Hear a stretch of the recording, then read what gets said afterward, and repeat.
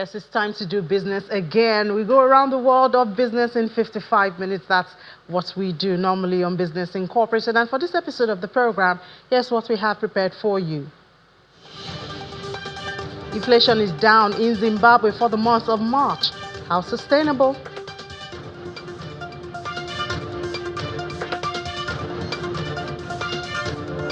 And Trump tariff makes gold shine. The prices are hitting record highs.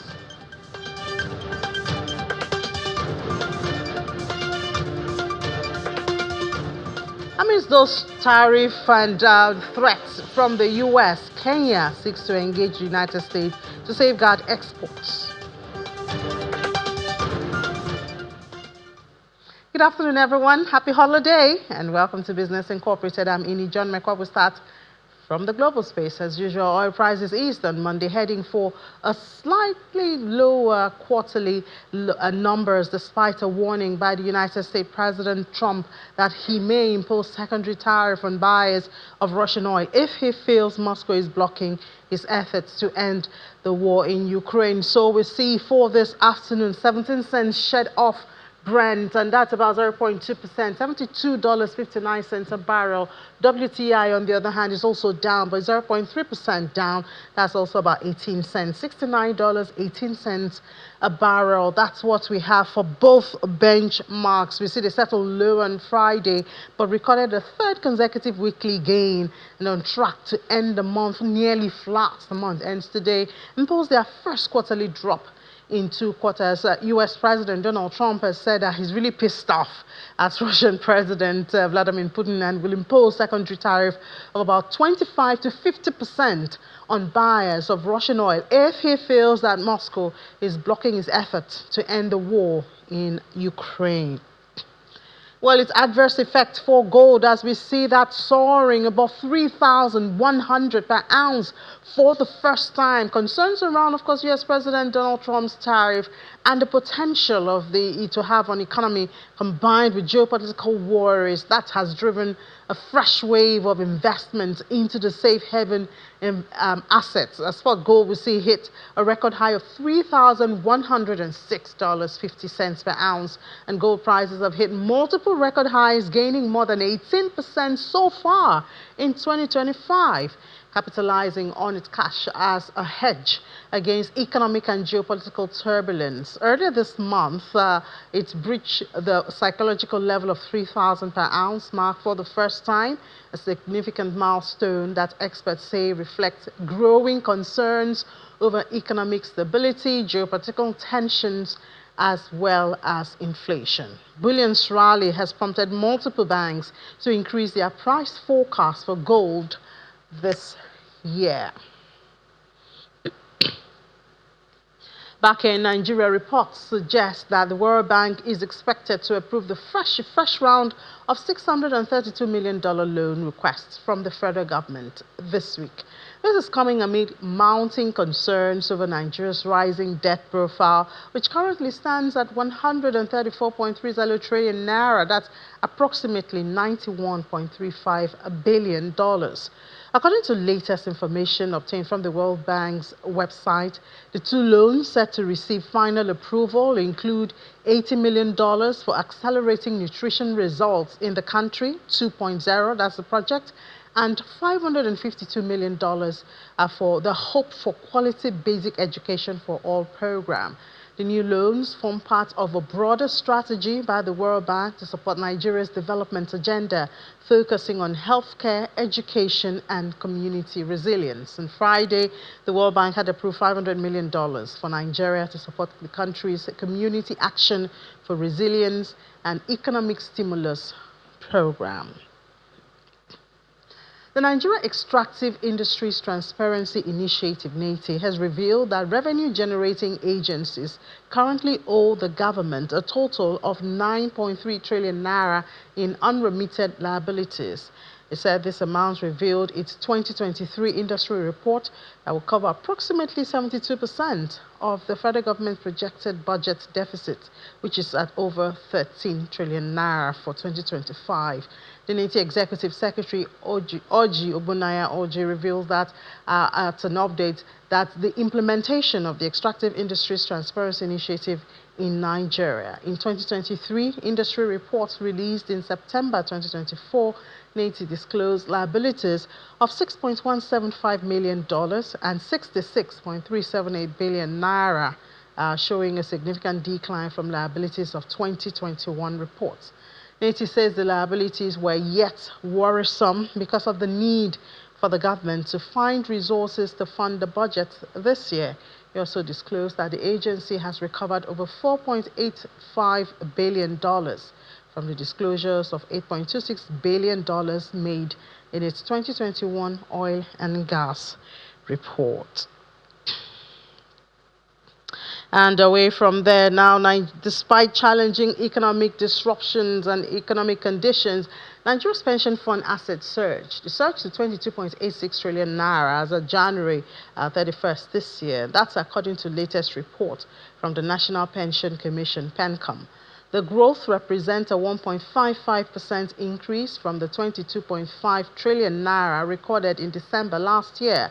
PENCOM attributes the consistent growth in the pension asset to strategic asset allocations, diversified investment portfolio, and increasing confidence in the pension system among contributors. The industry's resilience further underscores its critical role in the country's financial ecosystem, safeguarding the retirement savings of millions of Nigerians. Now, TikTok has announced the removal of 2.4 million videos from Nigerian users during the fourth quarter of 2024 because of breaches of its content guidelines. The platform highlights that Nigeria ranked among the top 50 countries contributing to policy violations during this period. In comparison, the United States reported the most significant number of violations, with 8.5 million videos taken down from the US. And this information was released in TikTok's most recent community guidelines enforcement report, which documented a staggering 153 million videos removed worldwide in the quarter. That's the fourth quarter of last year. The report reveals that 50 countries with the highest content breaches accounted for roughly 90% of all global removals in the time frame. The videos removed were found to infringe upon various TikTok policies, including those pertaining to integrity and authenticity, privacy and security, mental and behavioral health, among other areas. To the corporate now, leading financial institution Fidelity Bank PLC has released its 2024 full-year audited financial statement, reporting a 210% increase in its profit before tax to 385.2 billion naira. Gross earnings also went up 87.7% to 1.043 billion naira. Profit after tax went up also. Impressive numbers coming from the banks, but here it may not be as it looks. We'll have that conversation tomorrow. You want to join us for that conversation. So profit after tax is up 179.6, while total dividends went up. But I heard GTCO is still leading when it comes to dividends being paid from full year of 2024. As I said, tomorrow, Business Incorporated, you don't want to miss it. We'll dissect these numbers and see what it really means, concerning the health of banks in Nigeria at this time. And then as Nigeria Customs Service commences the implementation of the 2-year import duty and VAT waiver on pharmaceutical raw material input, stakeholders have commended the move as a step in the right direction that's expected to have positive impact on Nigerians. However, a pharmaceutical expert, Mr. Wale Oladigolu, who was a guest on Business Morning earlier today, says that certain critical areas need to be taken into consideration, particularly the effect that the tariff would have on the cost of production. This tariff will affect machineries, pharmaceutical raw materials, reagents, diagnostics agents and stuff like that, right? Okay, so and most of those things are actually imported. There's basically none of them that is made in Nigeria. So it will impact the cost of production. All right, but you and I know that other things goes into the cost of production. We expect a minimal impact. In fact, as I was driving down here, what was on my mind is that I will cause the advantage farmer that I work for to do a basic analysis of drug prices, and after 6 months we'll do another analysis and we'll compare with the basic and see whether this has not been lost through the value chain, because it's something for government to prepare fiscal policy to say, look, we are doing this so that prices will come down. Then the producers themselves, would there be collusive oligopoly? Would they come together to say, no, we can't, or will the market dynamics dictate that it should come down? All these things have to be factored out. Government also need to think it through very well. Yes, we have done this. How do we ensure that manufacturers also drop prices? That is another ballgame altogether. And there are plenty of things that government can do, from their own procurement side. When they are procuring for the federal government, they should look at what they are buying now, and 6 months down the line, they can check to see whether prices are actually dropped. That was a conversation earlier today during Business Morning. Let's talk about logistics and transportation beyond Nigeria now to Africa. And we know that one factor that could affect all of this rerouting of trade could be President Trump's, threat of more tariff hike in the world. But we'll have this conversation with the Military Sea Lift Command contract specialist from the U.S., Mr. Oluseyi Bisiriu, joins us virtually from the United States. Mr. Bisiriu, good afternoon and welcome to the program. Good afternoon, and thank you for having me. So the world is talking about tariff now because of your President Donald Trump. Now he's angry with Russia, at least with President Putin, because of the comments that President Putin has made concerning the ongoing peace efforts between Russia and Ukraine. But before we even get to that, we remember there was a huge disruption when Russia invaded Ukraine. Unfortunately, that's still on now. But would you say that at this time we have found either a new normal or some calm when it comes to the issue of logistics that came as a result of that Russia invading Ukraine? Thank you for having me. That is a crucial stance in the economic world. And the reason why that is important is because Ukraine and Russia contribute immensely to grain exportation. I think Ethiopia, as one of the few countries, have 45% reliance on the importation of grain from Russia and Ukraine. So once the war began, most of the countries involved in receiving exportation products from these countries had to diversify. And, they had to move from the two-world bloc trade process, where you have the United States and the UN United with the EU on the one side and China and Russia on the other side. So with the imposition of multiple sanctions, most of these countries had to diversify and engage in multilateral trade agreements. So to your question, the impact of the war has not been as expected by the World Trade Organization.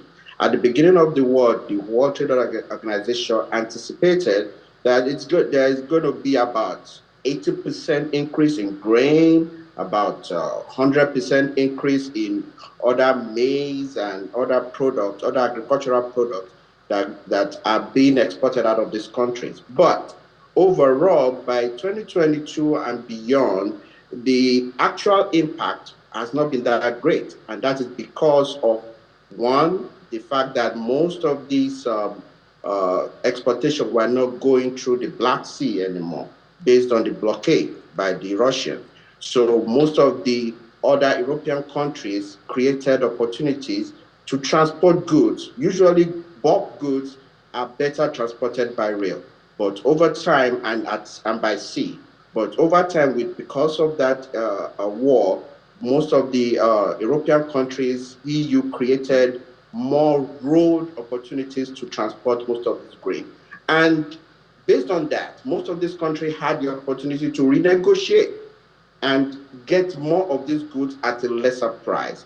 So overall, the impact of the war has been a little bit not as effective as has been anticipated, and mostly because most of the world believe that they can do business in a multilateral way as it was when it was before the war and then after the war. So my take would be that it has balanced out, and that some countries have gained more out of it, some have not been able to gain so much. But then, for instance, like I said about Ethiopia, Ethiopia had to change where it gets its grain. So before the war, they were getting 45% from Ukraine and Russia. Now, United States is supplying 20%, and Argentina is supplying 21% from 0%. So more countries are gaining from it, and the impact is not as devastating as we thought it would be. So can we take that as a comfort to say that with even secondary tariff, primary tariff threats from President Donald Trump, that it will not be as disruptive as we might think? I mean, Goldman Sachs says it will bring an increase of about 15% to tariffs. The threat of recession in the world's biggest economy, which we know will also affect other economies. Everybody's closely knitted to the United States. So should we not be as afraid as they say we should be if the war did not have that much negative impact, especially on African countries? Yes, I would say that most African countries may not have immediate impact. And the reason behind that is because most of the tariffs are targeted towards United States deficit. So, for instance, in comparison, 2024, the deficit trade with Africans generally by the United States was about 7.5 billion. In comparison to China, it's about 300 billion. And it's a little bit it's not as much with both Canada and Mexico. So because the trade deficit is not as crazy as it is with those countries that he is targeting specifically, the impact might not be immediate. Now, the African Growth and Opportunity Act, which gives opportunity to African countries to provide tariff-free access to the U.S. market for African manufacturers of goods and products, might be a point of attack.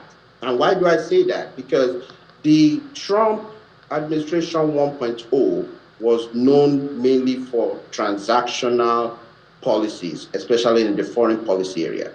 But the Trump 2.0 that we have now is more ideological. And the world have a little bit of circumspect about the ideological part of the Trump 2.0, especially in the African sphere. And why is that? The evidence of that was his first attack on the South African land expropriation bill, which the land expropriation bill purports to redistribute land by taking lands from white Afrikaners and without compensation based on certain circumstances, and redistributing it to Africans. And Trump is not known to delve into things like that before, but now he does. So going back to the African Growth Opportunity Act, based on that, Nigeria, Ghana, and South Africa have contributed 85% based on that, and it is mainly based on platinum exportation and crude petroleum. Now, that is those are very crucial products that Americans need. The demand is high. So it will be self-defeating for President Trump to attach tariffs to those products. But he could ideologically remove countries that may not, in quote, meet the conservative ideology that he is pursuing. And Are you that is saying where, are you saying that perhaps because AGOA expires I think in September, are you saying there may be changes to the membership or beneficiaries of AGOA, or the threat of it being renewed is becoming real? yeah, the renewal is beneficial to a certain extent. It's just that the most African countries who are participants in it, especially who have maybe enjoyed some benefit out of it, may not be able to withdraw out of it. However, like you said, the thing is that there is a part of the law that gives the United States the unilateral power to remove certain participating countries in Africa. And that is the fear that South Africa, who probably, I think, especially aluminium and steel, which is a global tariff right now, it involves everybody. I think South Africa did about 600 billion business with United States for steel and about 400 for aluminium. Now, if by the ideological reason he pulls them out of the AGOA, they don't have access to that much money any longer. And for 3, 4 years, that is a problem to the nation state by itself. However, the aluminium one might be a problem to Nigeria in the long run. And why do I say that? We heavily import used vehicle from the United States. And because of this tariff on aluminum and steel, most of Canada, Mexico, where most of these manufacturing takes place, have to increase their prices. When Americans feel it, then they transfer it to the next buyer. So the way I see it is that maybe in 2, 3 years, once these new vehicles are beginning to get older and being sent to the African continent, the effect of this tariff might just be felt by the African populace. But at this moment, it is unlikely that there will be a major impact.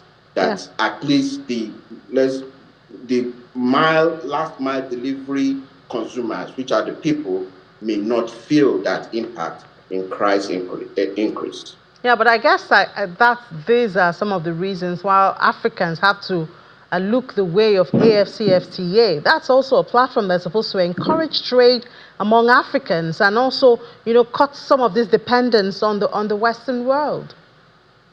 Yes, I think the biggest part of dependency to Western world, especially the United States, is the currency. And the power of the American currency made, trying to create an independent nation state in the economic world almost impossible.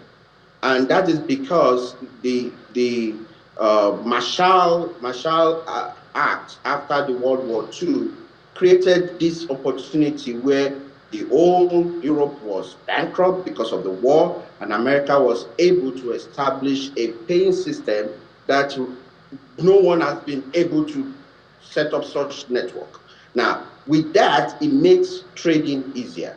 One, the dollar is stable and it is backed with gold and Federal Reserve and all that. So that gives it a leverage and confidence for people to transact with that currency. So if you want some form of dependency or independence from the Western world, the currency is a major factor. And if we cannot get away from that, it is almost impossible to have independence from the global economy that is controlled by the Western world and America as it is right now. And that is what the president right now knows about and is beginning to leverage that. Overall, in the long term, it might be detrimental to the image and soft power of the United States, which is mostly the most effective part of how how the America influenced world polity.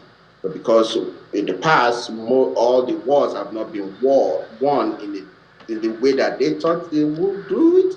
So now the soft power have been more effective than the hard power. But the way the tariffs are going, the soft power are diminishing gradually because there is no the world has no confidence in what the next administration will do, how their electoral process of electing a new president will impact what is a stable income historical process that they have. And when that is disrupted in most cases, most nations fidget and they want to find an alternative. And that is why I think it is the currency that dictates mostly why we cannot be independent, mostly at this time. But maybe in future, some of these world powers will start bringing up some other alternatives. All right, I guess that's what BRICS is trying to achieve. But thank you so much, You're welcome. contract specialist with Military Sea Lift Command in the United States, Mr. Oluseyi Bishiriyu, for your time. Thank you. Thank you for having me. Business Incorporated on Channels Television. We head to the markets now with Anite Edit. Anite, happy holiday. Yeah. Happy holiday at work. Happy holiday, that's happy Muslim holiday. And then, of course, At work. Yes. So, Muslim holiday, Christian holiday, pagan holiday, we're still here. Yes. Exactly. So, we're never on holiday. And that's why we have to give you the market numbers. But this time, it's while we're saying happy holiday, some markets are still open for trading. Interesting. All right, so let's talk about some markets that are closed and some markets that are still in session, not on holiday, and starting from the home front here, Nigeria's stock market. Yes, last week we saw that the market, in the midst of some profit taking, that impact didn't really affect the market because week to date, which was the final week of March, the market's benchmark index, that's the all-share index of the NGX, was up by 0.66%. And then at the same time, for the close of Friday, the market was up by 0.23%, and that was largely driven by the earnings that was released by about three top tier, the tier one banks there. That's Zenith Bank, GTCO, UBA, and then recently we also had that Fidelity Bank has also released its earnings. So all of these earnings were actually impressive. Some of them crossing the 1 trillion naira mark. That's in naira value. And this comes in the midst of the high interest rate environment, which, of course, that made them to declare such amounts as well as some dividend announcements by some of these lenders. And still talking about that market, we see that USC, that's a conglomerate, has declared about 25.15 billion naira profits after tax in the full year 2024. Still, 2024 results still coming in. And at the same time, we also hear that MRS Oil Nigeria has announced its voluntary delisting from the Nigerian Exchange Limited and now moving into the smaller unlisted securities markets, that's the NSD OTC exchange, which is more similar to the Nigerian Stock Exchange, still within Nigeria here. And the OTC market, of course, it sustained a bearish trend. It was down by 1.26% just last week. So now take a look at it's only Johannesburg Stock Exchange that's on the African continent that is in trading, but so far, the last count that we had there, it was down by about 0.89% and pulled back further from the 89,000 points, which we saw sometime last week, just when we were about to say it's tiptoeing into the 90,000 index level. But that's it for the two big markets on the African continent here. So, but for the other two markets, we see here for the close of Friday, both the EGX and the Nairobi Stock Exchange All-Share Index, Nairobi Stock Exchange All-Share Index managed to go back into the 130 hundreds level and up by 0.31%, while the EGX 30 at the same time in the green and still trying to make its way, warming its way back into the 32,000 index level. And that's the last close for Friday's trading session. So most of these markets will be open between tomorrow, but Nigerian stock market will be open for trading on Wednesday. And speaking about Nigeria's financial market as well as the stock market, let's take a look at what to expect within the coming week. First of all, the financial markets on the home front are expected to resume from that two-day Eid-al-Fitr holiday, which begins today. And then tomorrow, so on Wednesday, the markets are going to be in full session, both the fixed income market, the capital market, all the markets, but not the markets where we have a food market. And for the fixed income markets, participants there are expecting that the second quarter bond auction and the second quarter Nigeria Treasury bills auction calendar would be released by the Debt Management Office as well as the CBN, so investors will be keeping their eyes out for that. For the money market, investors are expecting that more than 650 billion naira worth of inflows from open market maturities will boost a system liquidity for that market. For the equities market, where we talked about there, last week we mentioned that that's a choppy session which saw the likes of MTN Nigeria and some other behemoths there, but that impact was not felt. But investors and analysts are also expecting that choppy trading session is expected to persist in this new holiday shortened week, which is going to be the start of the second quarter and the start for the month of April. So we keep our eyes on how the market will begin the new trading week, the new trading month, and the new trading quarter. Okay, let's take a look at the other expectations for the market. We were talking about the bank earnings, but the bank earnings, we're still expecting more of them. Most of them for the full year. Of course, we also expect that Q1 is over. This is Q2. So from the full year 2024 earnings, we also will be expecting that later in the course of the second quarter, they will be expecting some first quarter earnings from the banks. For the insurance, they haven't released any results yet, but we're expecting that this week those results will begin to trickle in, and of course we'll see how that sector will be reacting to it. Of course, the insurance sector has been rather impressive year to date. Year to date, Nigerian stock market is up by about 2.7%, but down for the month 2%. Okay, from Africa, we move over to the Middle East. We see that the Middle East markets, they're all closed, observing that Eid al-Fitr holiday. Most of the Muslim countries around the world are observing this holiday. We started from yesterday, trickling into today. But for the close of Friday's trading session, Dubai and the Abu Dhabi index on the United Arab Emirates were in the red, 0.47% for Dubai and 0.23% down for the Abu Dhabi index. For the Saudi Arabia and the Qatari Stock Exchange, kind of a mixed picture there, but it's in the green there. For the Tadawul, up by 0.46%. That's for the close of Thursday's trading session. The market, like I mentioned, was closed on Sunday, which is the opening up for the week, but the market is still observing that public holiday. So we expect that maybe the market will open either tomorrow or, if not, there's an extension by Wednesday. For the Qatari Stock Exchange, also up by about the same margin, 0.46%, 10,232.95. So that's a wrap for the markets on the Middle East. And from the Middle East, we go to the United States, where we see the stock futures there, they're dropping. This is because that announcement by Mr. Tariff, that's what I would call him. I don't know what the world would call him, but President Donald Trump's announcement of the 25% tariff on automobiles not made in the US, as well as a reciprocal tariff for many other countries. Many other tariffs and its policies have been driving all the markets nuts. The markets have been in the red. Dow Jones Industrial Average stock futures early today, 0.56% in the red. The S&P 500, where we have many of the big 500 companies listed on the United States or on Wall Street, down by 0.84%, while the Nasdaq for the tech stocks there, that was the biggest loser ahead of the opening bell later today. So this market is still will be expected to open, but the futures point to a negative for the Dow Jones and for the Nasdaq, 19,228.25. That was the last track that we had for the market. So, but what will the U.S. be expecting? First, the U.S. For this week, for the new quarter, for the new trading week, the U.S. manufacturing PMI and the jobs data is going to be released on Tuesday. The ADP private payrolls report for March, which will be released on Wednesday.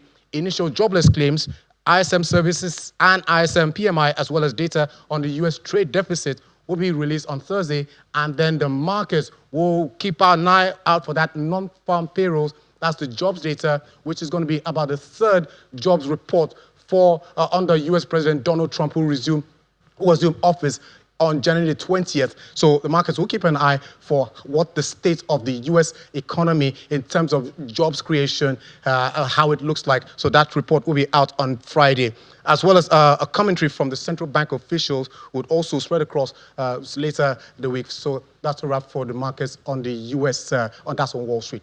And finally, for markets across the Asian region, so most of the markets across the Asian region were in trading and then closed in the red. But India's Nifty 50 is closed for the Muslim holiday, and that stock was also one of the best performers for the month of March. But take a look at here. The Nikkei has gone into a correction mode.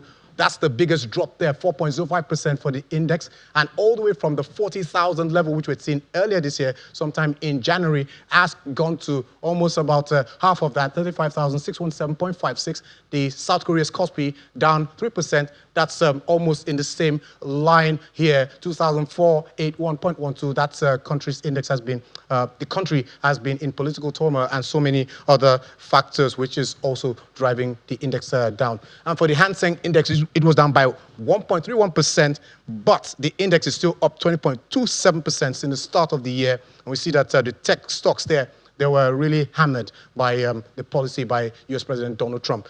And for the markets across China, we see that the Chinese market also in the red. But at the same time, we see that the China's, according to the National Bureau of Statistics of China, the manufacturing PMI for the month, it came in a little bit higher than what economists had expected. 50.5, that's for the PMI against 50.2 reading, which was against the previous month. So, but that impact was not reflected on the market's performance. And like I mentioned, the Nifty 50 for India, one of the world's biggest economies, that's number 5. It was down for the close of Friday, down by 0.31%, 23,000, but still in safe territory for the close of Friday. So that's a wrap for the market, even though trading is still not going on in some countries. Yeah, well, I think I'm just happy for Nifty 50 because there was a period that we saw a lot of sell-offs there, and the news going on around there was that investors were selling off from the stock market to head to the fixed income market. So it's good to see a recovery there. It was 22 was like the limit, the resistance point, and so we've seen it gone past that and even record positive for the month of March. So I guess investors in the Nifty 50 will be happy. That's the power of investing and then putting your money in the right places. All right, Anita, thank you. Pleasure.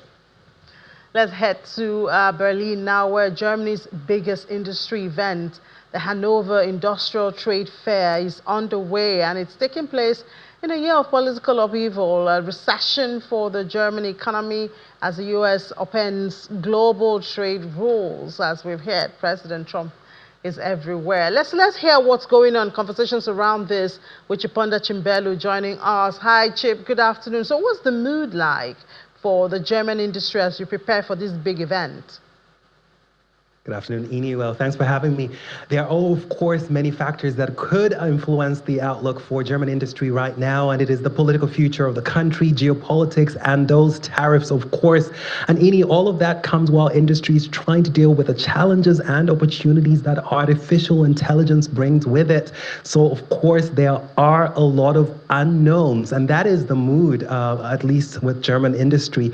And of course, the biggest one is the next potential German government and what it is planned to focus on economically. Now, the German, the conservative CDU and the CSU and the Social Democrats, the SPD, are still in the process of negotiating a coalition agreement. And perhaps one of the bright spots to that for German industry are the 900 billion euros in investment for defense and infrastructure that will be unleashed over the coming years. And of course, in terms of defense spending, that is something that isn't limited to Germany. Most EU countries will be spending more on defense in the coming years. So there are many opportunities that German industry can look forward to there as well, Ini. Yeah, and the UK too is also talking about increasing defense spending. So I guess is the region. But what expectations do people have for this trade fair?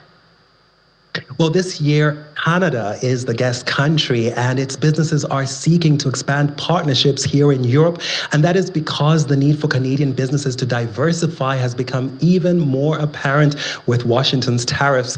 Now, Canada is highly dependent on the United States for its trade. The U.S. accounts for around 80% of Canadian exports, and that is why it is at risk. And so it needs to explore opportunities in other markets. And Canada already has a free trade agreement with the European Union, and with less than 10% of Canadian exports coming to the EU, there's definitely room for growth here. And of course, in terms of values, the Europeans and the Canadians are closer right now, at least in terms of what we see coming from the Trump administration. And the fact is that they are both being targeted by those US tariffs. And of course, that could bring Brussels and Ottawa closer. But it is, of course, worth noting that the Canadian political future is uncertain. The new PM, Prime Minister, that is, of course, Mark Carney, has called for elections at the end of April. So that is, of course, when that country will be deciding its political future. All right, let's leave that for a bit and head to the markets. How's the stocks trading at this time? Well, it's tariffs, and of course, there's a sell-off on European markets, Ine, and of course, that is coming after comments by US President Trump. Now, he said that tariffs will essentially cover all countries, and that has, of course, raised concerns that a global trade war could lead to a recession. Now, there were hopes that the trade levies would be limited to a smaller group of countries. Now, if we look at Europe's stock 600 index, it has fallen to its lowest level in nearly 8 weeks. It is down around 1.7%, and the continent's major indices in Frankfurt, Paris, and London are all down between 1.4% and 1.9%. And of course, the US president is expected to announce what the tariffs will amount to this week on Wednesday and Thursday, Ini. So we could very well see more bad news for markets this week. Yeah, Chip, especially now President Trump says he's pissed with President Putin. And I think his being angry will result in more tariff for the world, unfortunately. Yeah, we'll have to wait and see, Ini. Exactly. Thanks so much, Chip, and enjoy the rest of your day. Likewise. Now let's see what's happening in Africa. We start from Zimbabwe, where the monthly inflation rate tumbled to 0% in the month of March on the back of a sustained tight liquidity stance and a cocktail of measures. Latest data released by the Zimbabwe National Statistics Agency shows that the weighted month-on-month inflation rate was 0.0% for the month of March, shedding 0.3% on the February's rate, which was 0.3%. Imports for February 2025 amounted to $730.3 million. That's a decrease of 2.5% from the $749.2 million recorded in January. The February 2025 trade deficit for goods was $217.7 million, translating to 124.2% increase from a deficit of 97.1 million recorded in January 2025. And in Zimbabwe, Namibia, I beg your pardon, tenderpreneurs is what they're called, tenderpreneurs. They're set to have a good year after Finance and Social Grants Management Minister Erika Shafuda increased the development budget to $12.8 billion. And this is the money that the government allocates for funding its capital projects. Some of the priority project allocations include $2.5 billion towards railway infrastructure, $970 million for construction and renovation of classrooms and other school infrastructure, $700 million to address housing issues, $450 million for sports infrastructure, $2.2 billion for water facilities. The budget allocates $200 million that's the Namibian dollar now, not the US dollar, for the construction of a new sports stadium and additional $200 million for sport infrastructure, aligning with SWAPO's policy to enhance sport funding and ensure national sport facilities meet international standards. And Kenya has started talks with the United States government in an anticipatory move aimed at protecting the country's largest export market following President Donald Trump's tariffs rollout. Investments, Trade and Industry Cabinet Secretary Lee Kianju disclosed that the government will meet with a team of policymakers from the U.S. this week to discuss the issue. He said Kenya is keen to protect its textile exports to the country, and the U.S. is the largest trading partner with Kenya outside of East African Community in terms of value of exports. Ethiopia and the United States discussed bilateral matters. The U.S. Department of State disclosed that the U.S. Secretary of State Marco Rubio and the Ethiopian Prime Minister Abiy Ahmed had a phone conversation. Well, they were really busy this weekend.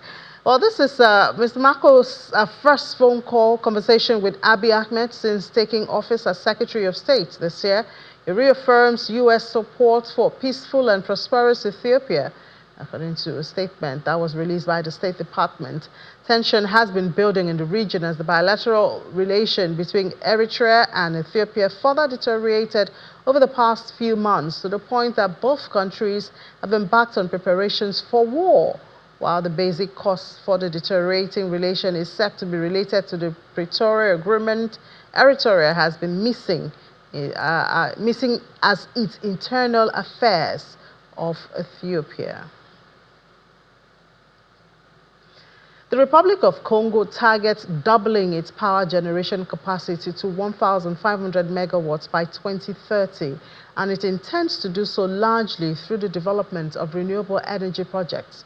The Central African nation's energy, who stated this as in addition to hydroelectric power, the country will also rely on solar energy. For instance, Amir Power is currently exploring the potential for a 50-megawatt solar project in the Brazzaville region.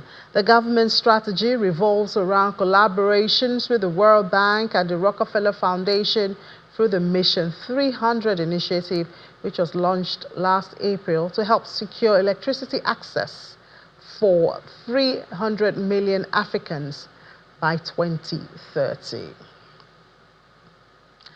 And then go to Uganda, where Uganda stepped up its efforts to attract Chinese investment in its mining and petroleum sectors, hosting the inaugural Uganda-China Mining and Petroleum Investment Promotion Conference in China. The high-profile event, organized by the Uganda Embassy in China and the Uganda Consulate in Guangzhou, as well as Liaoning Provincial Department of Commerce, showcased Uganda's rich natural resources and investment-friendly policies. The Permanent Secretary, Ministry of Energy, Irene Batibi, emphasized the country's readiness to partner with the Chinese investors. Now let's head to the crypto space and see what President Trump is doing there, if he's influencing that market at this time. But we still see the color red is what we have for now. Talking about crypto, Bitcoin is now at 82,330.42.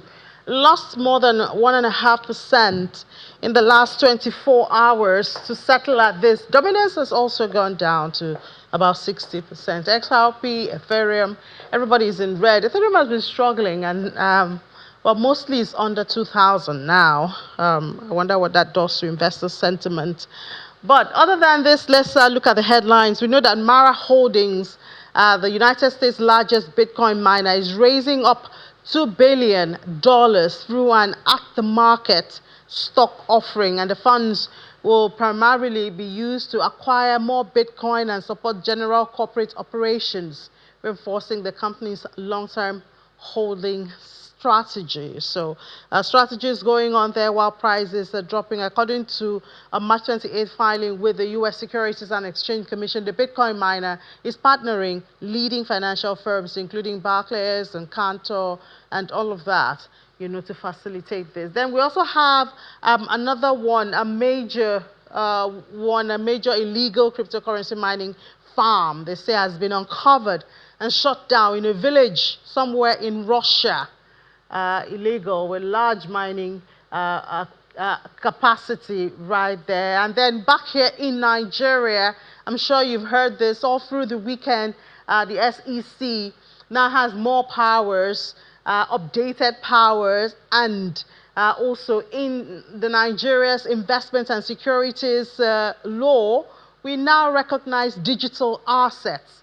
I'm sure the crypto community is very happy about that. Rumer will tell us about that. So that happened over the weekend, and we hope to settle more conversations on this in the coming days. For now, let's have Rumer. Rumer, good afternoon and welcome to the program. I'm sure you guys have been celebrating this investment and securities amended law since Saturday or so.